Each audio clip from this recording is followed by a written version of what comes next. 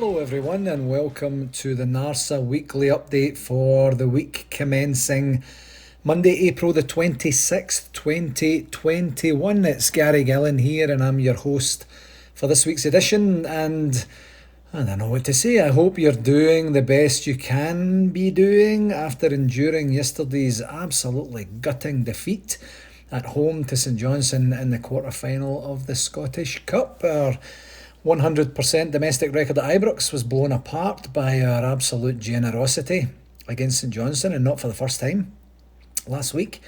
And I did mention last week that I hoped we wouldn't have another St Mirren moment for the remainder of the season, and unfortunately that's exactly what we ended up with in both games.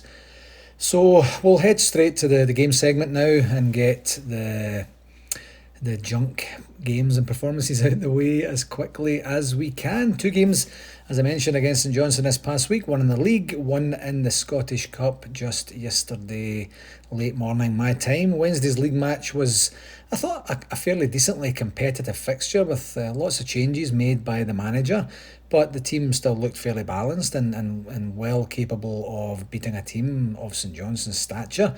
And we managed to squeeze ourselves ahead via, I thought, a brilliantly worked goal and a terrific finish by our, I think it's fair to say, our 2021 star man Scott Wright in the 55th minute, no less. And here we are thinking that that's very poignant, and as we march towards getting the 3 points. The game did get a wee bit chippy in the second half, particularly with some yellows being brandished around by the referee, who appeared to me on that one showing, I don't recall actually seeing that guy before, that he's as much of a top flight referee as I am one of the Spice Girls. The guy was so far out of his depth, it was unbelievable.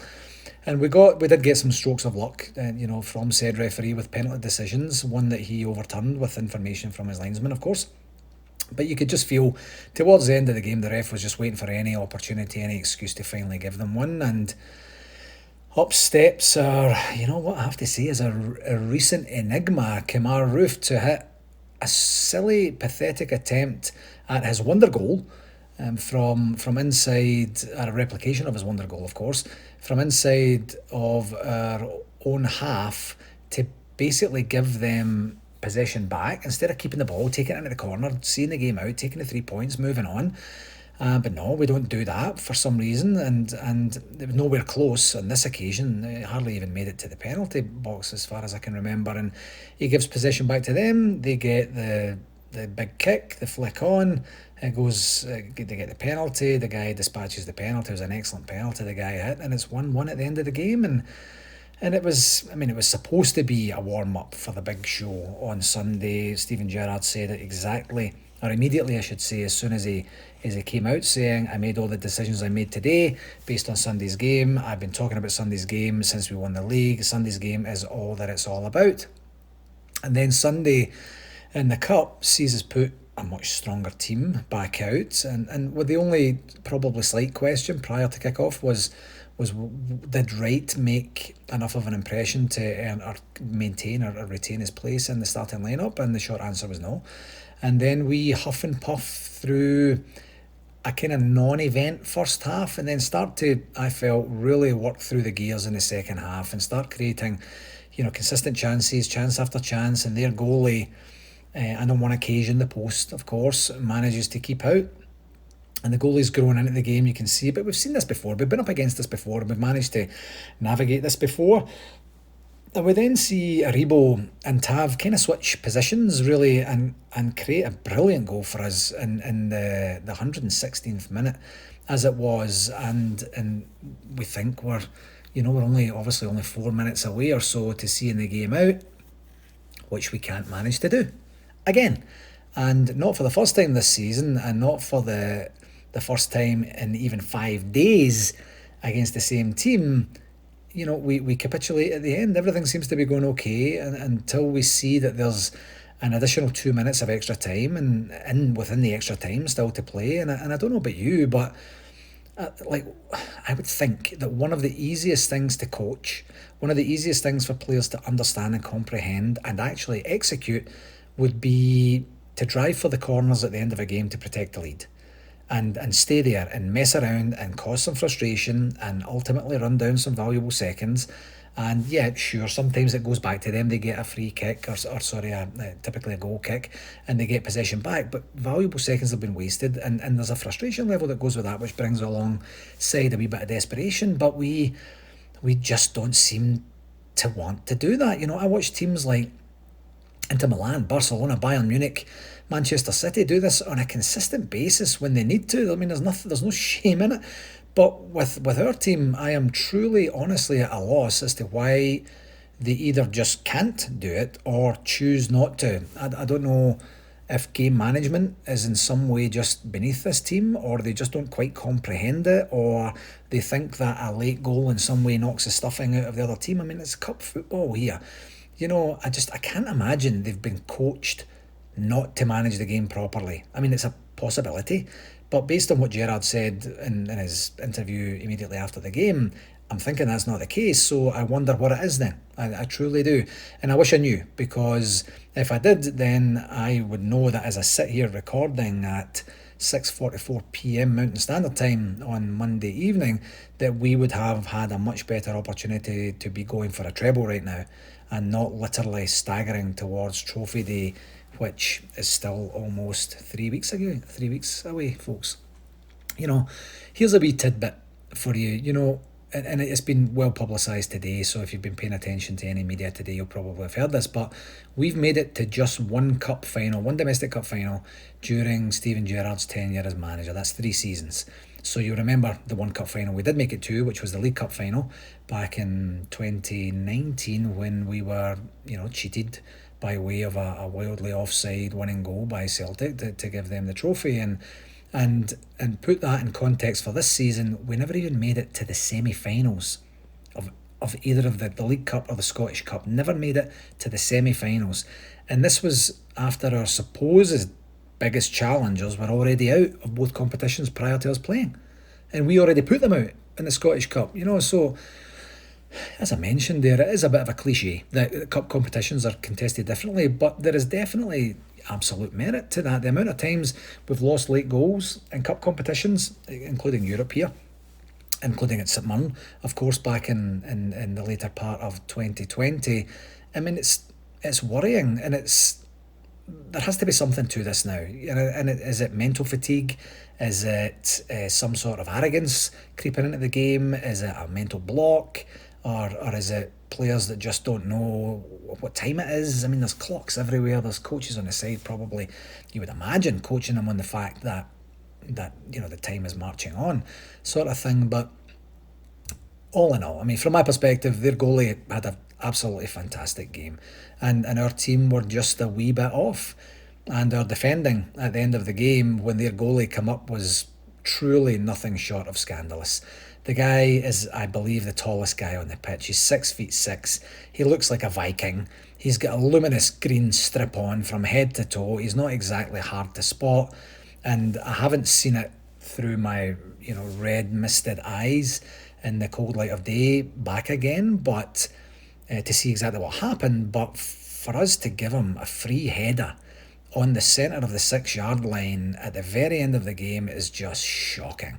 And our defending across the whole team at the end of both games this past week is at best amateurish, and this is the most frustrating part for me. It's just quite simply not good enough, and it's, I know it's still raw right now, but it's really taken away from what has been a spectacular season, both domestically and in Europe for us, and we will get over it, of course. And and I don't want to be wholly negative about the season overall, but I believe as a support, we've earned the right, and the team at large have earned the right to expect better of our team in situations like this, to do the basics right, to know and understand what type and style of games it will be involved in, and how to win these games out, and how to manage the games within the game. We've proven that we can do it with utter dominance in the league, and come May the 15th, we'll all be celebrating and be as proud as punch of what we've managed to accomplish. And it might be unbeaten, it might not, we might break the 100 points, we might not, but one thing I do know is that we'll all be delighted and we'll have a hell of a party. So we just have to try our very best to shake this one off and look forward to the 15th of May and see what that brings. So From a games for this week perspective, maybe it's good, maybe it's bad, I'm not 100% sure right now. But this week we have just the one game, which is against our Old Firm rivals this coming Sunday morning with a kick-off at 7 a.m. Eastern Standard Time. That's 5 a.m. for us here in Calgary. And the last time we played them at Ibrox, we were elated and comfortably beat them 2-0 in the Scottish Cup just over a week ago, believe it or not. It feels like such a long time ago now. Then St Johnstone, twice in a week happened. With all that said, I have no idea what will happen on Sunday, but I do know how we're feeling right now will ease. It will get better as the week progresses, and what more of a game to get us motivated. And truly to have our team pay us back for Sunday's disaster than putting them to the sword, properly putting them to the sword one last time before we wind up the season, away to Livingston and then at home to Aberdeen on Trophy Day. So no semi-final to look forward to, no final to look forward to, unfortunately, but we'll just need to see how Stevie and the team figure that out going into next season, because his cup record is nothing short of abysmal, really. Points per game, based on last midweek game, we are down 0.05 from last week to 2.66, and that mob are down 0.03 from last week to 2.09. The only reason they're down a wee bit of a lower number is because they have 20 points less than we do, so the number isn't quite as high from a mathematical perspective. One thing I started to lament a wee bit towards the end of last week, and then more so after yesterday's game, was having a think about what our jobs are as supporters. We're part of a worldwide family. We love our club. We're invested in our club, and it's not an abusive relationship either internally or externally. We want absolutely what is the best for our team, and I do a lot of business reading and stuff like that, and I saw an article last week that talked about the type and style of people that you need in your life for healthy growth. And I'm just going to list it out here. There's only 9 of them. You need a listener, an optimist, a practical motivator, someone who is brutally honest, an accountability partner, an empathizer, a challenger, and an inspirer. And I think that's a brilliant list of what the modern day football fan has to possess and has to impart upon the team over the course of a season. And I see some or all of that being displayed even just in the last 5 or 6 weeks since we won the league. But, we give credit where it's due, and we try and be as fair and practical as we possibly can be when the time is right, and of course be brutally honest when standards fall catastrophically lower than any form of acceptability that we've set for ourselves. So, are we getting right now what we're paying for? I pay the same for RTV yesterday's game and Wednesday's game as I did for the first Old Firm game, for example, for any of the European games, for example, that kind of thing. Are we getting what we pay for? And what I really truly mean by that is, we're paying our money for what? It's probably different for everyone, but we're paying, for me anyway, to be entertained, to see our team trying as hard as they possibly can, to see them caring, to see them perform, and to see them win. And that's the same for every single game for me. Yes, we all love bringing 55 home, and I've enjoyed the aftermath of that, but the team standards have dropped since then, maybe apart from the Old Firm game last weekend. And is that okay, is the question that I've been asking myself for the last kind of 30 or 32 hours or so, since we won 55 on the 6th or 7th of March, a long time ago, with our win against St Mirren and Dundee United's draw against the team in second place. We've played 8 games in 3 different competitions, and our record in those 8 games is 3 wins, 3 draws and 2 defeats. So without getting overly scientific and analysing that too much, even at a high level, you know that that's nowhere near the same type and strength of win record that we enjoyed for the season preceding the St Mirren game, and the championship winning game as well. So standards have dropped, performances have dropped, and Steven Gerrard has come out and said maybe that's natural. I kind of prefer it wouldn't be. Teams win, draw and lose games all the time, and that's not my point. My point is that I'm not sure we're getting the same effort and the same value for money as we were 2 months ago, and for the previous 6 months prior to that as well. And I know that I'm sounding spoiled, I'm probably feeling a wee bit spoiled as well, but I want to win every single game, and every single Rangers player should want to win every single game and give their all to do so. And I don't know, honestly, how many other careers where you can burst a gut for 3/4 of your day, or 3/4 of your week, or your month, or your year, and then take your foot right off the gas and still be rewarded and lauded and compensated, for being the consummate professional in your profession. I don't know. It means something to me. And you could obviously tell by the interview afterwards, it definitely means something to Steven Gerrard. He was very forthright in his opinions. So we need to find out what happened and fix it pretty quickly. I genuinely, folks, I miss being in cup finals. And I'm sure every other Rangers fan in the world does as well. So we need to do better next year. So now we have 3 meaningless games to end the season, and my only hope is that we do indeed get the 100 points, 100 plus points tally, and end unbeaten.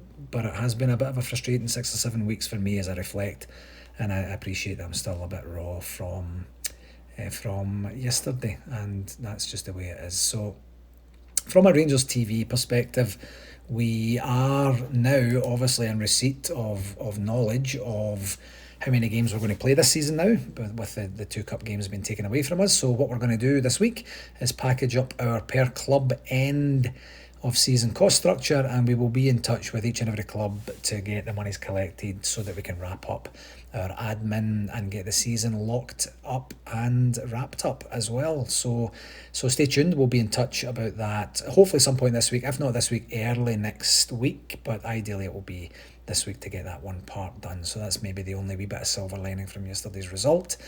And the regular weekly plug for the RTV vouchers. If you need one, please get in touch with your president or secretary. They'll get in touch with me and we will get you sorted.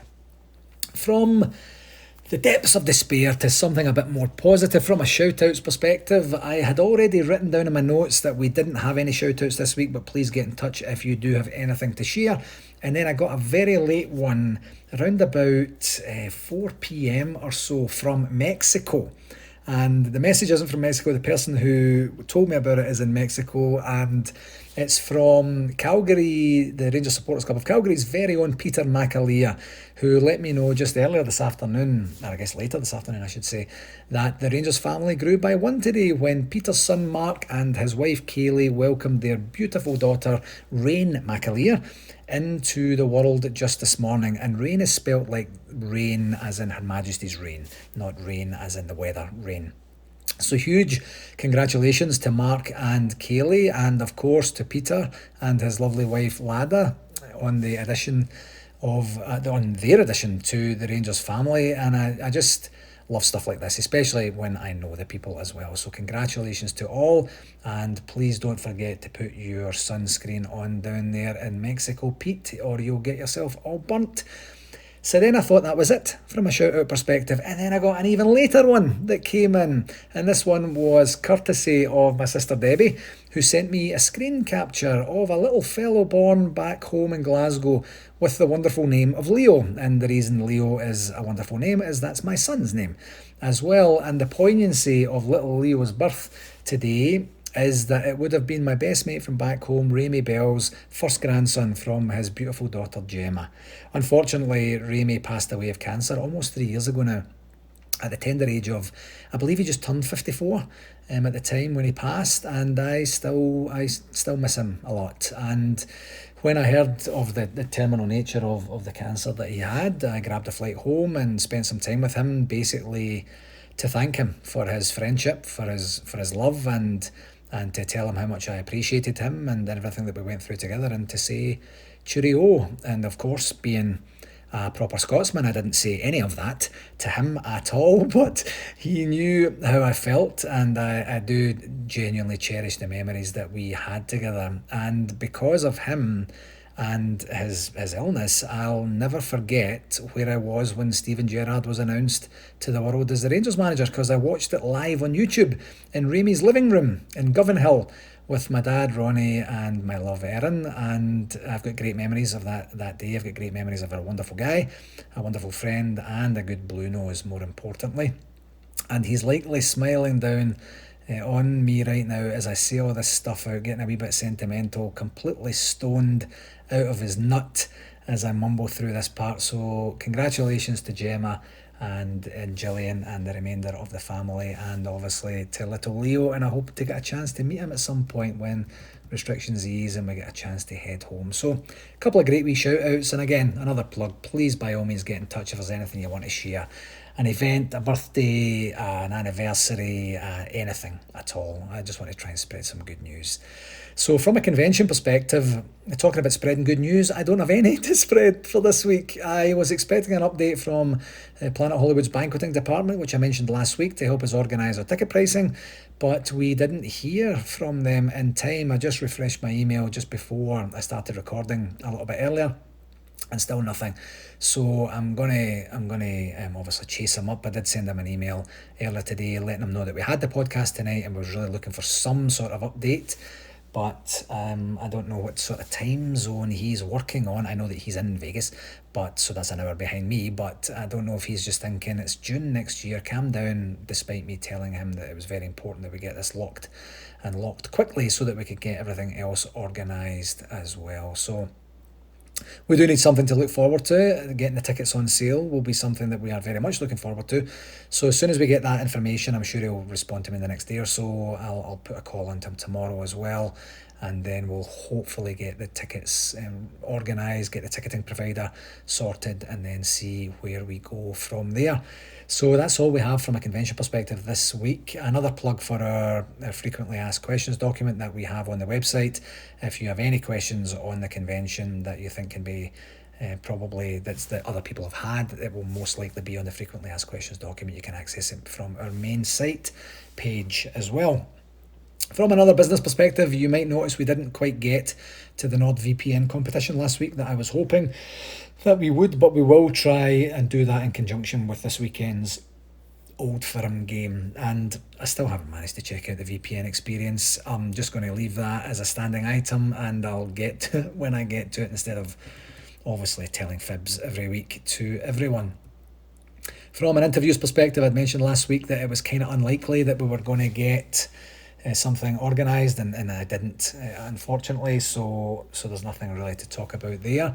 From a communications perspective this week, a couple of things I wanted to just to go through from a club and a little bit further afield, or a lot bit further afield from the club as well. Firstly, on the social media front, I did discuss last week that I forgot to discuss it the week before, and I would try and do a wee bit of digging to try and find out how things went with the meeting that the club had organised to have some dialogue between the social media companies and the club. And I can tell you that the club did continue, or has continued, to engage in ongoing and proactive conversations to establish relationships with the social media organisations, and this isn't new. They've been doing it for quite some time. And the main focus for the club with this is truly building relationships, and with a view to appropriately protecting the club and the players as much as possible from any online hate crimes that go ahead. And I believe they are being as proactive as possible and are working on the principle of, building relationships to help combat some of the challenges we face, rather than publicly huffing and puffing and posturing and stamping our feet with no real substance to that. So I know that style of communication behind closed doors doesn't suit everyone, and there are times when a sledgehammer approach is absolutely required. I completely believe that, but I'm not convinced that this particular challenge is as easily fixed as even I initially thought it could possibly be. One thing that was highlighted to me recently as I started to kind of ponder this a wee bit more, and I do completely concur with this, is that the many forms of discrimination that we're seeing on social media platforms right now, like racism and anti-Semitism and homophobia and everything else, these are all centuries old societal problems that are just basically being a little bit exacerbated and facilitated by the ease of the relative ease of the social media platforms that people can use, who choose to peddle in this utter garbage. So rather than being social media's fault per se, they're just the latest conduit for the abusers to use. So at the end of the day, I think ultimately, and I think a lot of clubs have been saying this, and maybe even government have been saying this as well, that legislation has to be the mainstay for future prevention and preventative measures. And I'm sure that the club are doing everything they can to help push things forward in this area. as well. So I guess we'll see what comes over the next wee while and take it from there. But that's, the club are doing good and solid, stellar work behind the scenes in the social media front. And further to that, further to the club stance, or the club management and staff's stance a couple of weeks ago, you might have also seen that English football is following in Rangers Football Club's example and doing a blanket social media boycott from 3 o'clock this Friday, 3 o'clock UK time, I should say, this Friday to basically, I think it's 23:59, 11:59 p.m, but essentially midnight on Monday, the 3rd of May. So, and this is across a full fixture programme, including all male and female professional leagues in England. So it feels like it's really heating up now, and I truly hope that stuff like this sticks and it really helps us move on and move in the right direction, and quick, of course, as well. Secondly, from a communication perspective, you might have seen the club's response to the so-called COVID fives having their appeals turned down by the SFA. You remember that the club appealed the bans that were placed on each of the 5 players, and the club again didn't hold back in their assessment when they said, and I'll quote here, "Rangers notes the outcome of today's appeal. We remain disappointed in the result. Furthermore, we believe this outcome highlights the inconsistency of decision making in the Scottish FA's disciplinary process. We are cognizant that the approach taken by other football associations across Europe has no resemblance to that of the Scottish FA. We urge the Scottish FA to be open-minded to learn from other football authorities." Again, we follow process, and again, we're undone with little to no explanation as to the rationale for the decision making that goes on. It's incredible. It's a joke, obviously, and that's just the way it is. It just seems like such a silly and archaic organisation that we're governed by, and maybe that's still me just in a foul mood from yesterday's game. I hope it's not, because I think it's there for all to see, and regularly as well. Last week I did say that I would also review the free-to-air webinar that featured James Bisgrove and Ross Wilson. I did indeed get a chance to review it, and I thoroughly enjoyed it. Stuff like this is of real interest to me, not as much as the footballing side, but it's not too far behind. I love the business idea and the business understanding of how things tick at a club. And the main highlights were just talking about the season tickets. And as you know from last week's update, the season tickets are now out for renewal. And I believe May 17th is the deadline to express your interest as to whether you're going to renew or not. And the season ticket prices have been frozen as a reward to fans for their loyalty. And also more flexible payment options have been added, which is a good sign from a business perspective. It means that the financial institutions are trusting Rangers a bit more, with a bit more flexibility in terms of the products that they're willing to offer Rangers and Rangers fan base, of course, as well. So not to be lost on the progress that we're making there. There was an update on MyJers. Further things planned in terms of player engagement, and as restrictions get eased and from a COVID perspective, obviously there'll be more of that. More prioritisation for MyJers members going forward as the world slowly and surely gets back to normal. General club improvements overall in the football science department and in the facilities at Auchenhowie and of course at Ibrox as well. We had the tunnel done up, we had the dressing rooms done up, things like that, and some other bits and pieces there. And also they spent a wee bit of time, interestingly, talking about the conduciveness of the current state of the pitch to match the type and style of football that Steven Gerrard wants his team to play. Ross Wilson spent some time on that, and he was very, very impassioned about that, saying it's just not fit for purpose, basically. And he is on about that every day. He is making sure his voice is heard. We need a playing surface that's going to help provide a competitive advantage for our players to be able to play the way that we want to play, and obviously make Ibrox even more of a fortress than it was this season. Yesterday apart, of course. And then he talked about the number of club partners that they have. There was around 10 when James joined the club. There's around about 30 now, with a promise of further announcements in the next wee while coming. Rangers TV, the subscriptions doubled this season. The investment in the product has certainly improved our viewing experience here overseas. And he did mention that there is plans for further development next season, but didn't elaborate too much on that, but did mention specifically that they were not intending whatsoever, even when COVID becomes hopefully a thing of the past and fans are back in the stadium, that we are not going to be dropping standards or content delivery in terms of Rangers TV as well, which is great news. He also went on to talk about Castore Some of these were prompted by fan questions as well. And they went on to talk about Castor. And so close to 500,000 units purchased thus far, which is an incredible return when you consider we're working in a pandemic, the rushed nature of having Castor join the team and then be responsible for launching 4 kits and getting the full supply chain up to speed. And we know there was teething troubles and a whole bunch of stuff like that. There still is. Today we have a few challenges over here in terms of duties and tax as it relates to Castor deliveries and stuff, which we're trying to chase down and make sense of. And what they mentioned is in May there will be an official store opening in Belfast, and around about the June-ish time frame there is also a plan for one in Glasgow Airport as well. It's great to see that one back.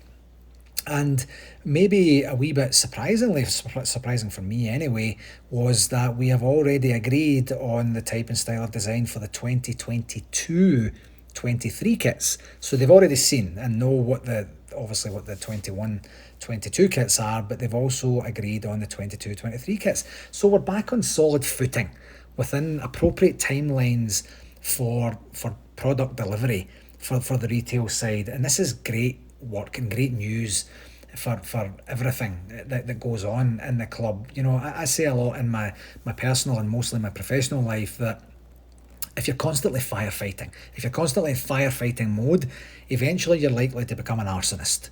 You know, you're going to kind of consume yourself in constant firefighting, and you can't get out your own way, and you end up just becoming, you know, just one of the problems that contributes to things not going as well as they should go. So now that we're back in solid footing with all that stuff on the retail side, you know, we drastically reduced our potential to turn into arsonists, and that is fantastic news all around for everyone involved. So great news there. Some updates in and around the women's team and the progress to date and plans for the future as well. And then a bit of an overview. There was a little bit of a slide put up from James that talked about building into the 150th anniversary season. There's going to be a video published fairly soon that's going to be a kind of CGI, you know, taster for what Edmiston House and the plans for Edmiston House inside and outside is going to look like, and I really can't wait to see that.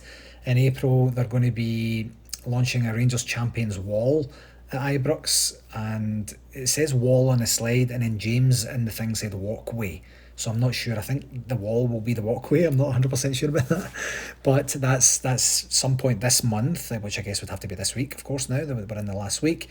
In June, the home kit release. In July, the away kit release.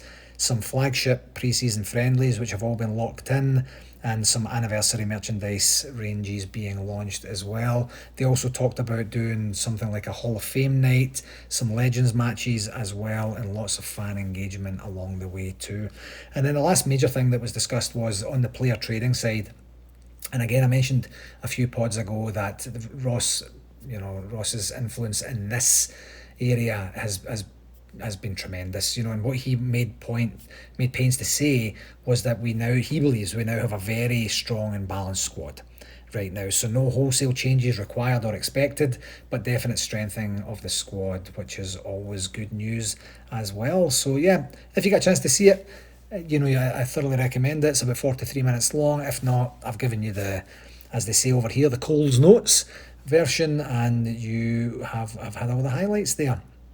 You may have also seen that the confirmed racist Andrzej Kudela has incredibly appealed his 10-match ban for being a racist. You know, it's just astounding to me. You know, hopefully the audacity of that will, you know, prompt UEFA to just extend the ban to a lifetime ban as a deterrent for this clown and, you know, for any future racist behaviour. You know, he might have wanted to remind himself that UEFA imposed the absolute bare minimum allowable amount of matches on this guy for what he did. The minimum. Yet he's still in some way trying to play the only Glenn and I will ever know what was said card or something like that. I mean, I feel this is going to ramble on and on and on as UEFA just can't seem to get out of their own way. But they should just hit this guy hard. I truly, truly hope they don't bend on this at all. But the audacity to do that after the apology that he set down when the initial punishment, it's just incredible. Yeah, not in a good way. And almost last thing on the comms side, did you manage to see how much of a splash the Sydney True Blues Rangers Supporters Club made in Sydney Harbour on the weekend. They had RFC 55 and WATP, We Are the People, in skywriting. That coincided with a blues cruise that they had organised. It was quite some effort to get all that done. It was featured in media all over the world and in the national press back home too. I saw some of the footage of the party, and boy oh boy did it look like a great time. It was brilliant to see all the bears enjoying themselves. No masks anywhere. Australia have done it right, and everyone else seems to be playing catch up, which is quite frustrating, but brilliant to see, and really creative genius to put something like that together. So well done to everyone in Sydney and to all those involved in making that happen. Just such a great news story from the weekend there. Just a quick reminder of the Rangers Charity Foundation Champions Challenge from home that I mentioned over the last couple of weeks. It would be great if we got some more NARSA clubs organised to help and create some buzz around this, and obviously, of course, some well needed and much needed, I should say, and well deserved funds for the Rangers Charity Foundation, and you get a wee bit of exercise as well. And I have mentioned on the last couple of pods for sure that we'll do a quick RTV survey and Player of the Year award. We'll get going on that now that we know that the end of the season is looming, so stay tuned for that one. For this week, we don't have any interviews lined up, just kind of like last week, but if things do get quiet at my side, we'll see what we can do. We have three folks in the hopper right now to try and get organised, and we'll see if we can make it happen for this week, but it might be another barren week. Not 100% sure just yet. We'll see how we do. Quick reminder that we do have the following positions up for grabs at our June 5th AGM. The President, which only someone from the existing executive can nominate themselves for. The Treasurer, the North West Regional Director, the North East Regional Director, and the South East Regional Director as well. So again, just a reminder that we will be accepting nominations with seconders for all of the open positions up to and including the time of the AGM as per our constitution. So if you're interested, please don't hesitate to get in touch and we can walk and talk you through it. And I'm going to do a little bit of an information pod over the next week or two, just with my overview and rationale for everyone in terms of what we're trying to do with the constitutional changes to the structure of our financial model as it relates to conventions, and of our actual structure of the NARSA Executive as it is today. I just want to provide a wee bit more information and thought behind why we're doing what we're trying to do, or why we're trying to do what we want to do, that kind of thing. So more to follow on that over the coming weeks, so that you have all the information you need to be prepared come AGM time. So this has been a wee bit of a longer one this week. Apologies for the length, folks, and apologies for the rants at the beginning. Sorry, not sorry sort of thing, but just some things I had to get off my chest just to make sure that we can, we can convalesce together and we can heal together, and we will get back to fever pitch by Sunday's kickoff time, and we will take these guys apart on Sunday to make us all feel a little bit better. Another reminder, if you have anyone else that you'd like to see interviewed, by all means please let us know, and we'll do our very best to do that. Thank you very, very much, folks, for taking the time to listen this week, and please do share it with anybody that you think would be interested in listening. And until next week, take care, all the very best. Cheerio.